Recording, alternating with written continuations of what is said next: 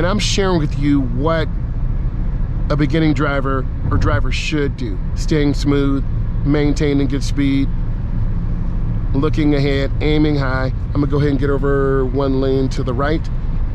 Mirror, turn signal, blind spot. And that was pretty smooth. We all have bad habits. My bad habit is changing lanes in the middle of the intersection.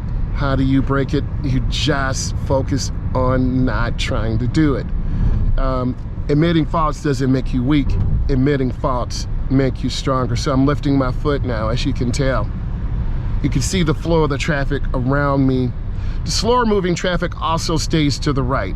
So if you can't maintain the speed, then you're gonna have to get over to the right. And that's that washer soffit I was talking about that cleans the window. So you always run out or always run low. Imagine I was driving to Wisconsin and I ran out of washer solvent. It's either washer solvent or gas. Oh my God. So you really have to be aware of that and look ahead and be safe. And I'm trying to do that and just maintain speed, right? And make good decisions about driving.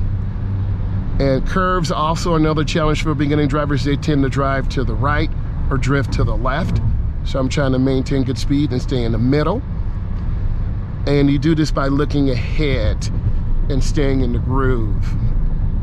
Okay, so you see me doing this. Pretty good speed control. I'm gonna get over one lane to left, mirror, turn signal, blind spot. So that was pretty good.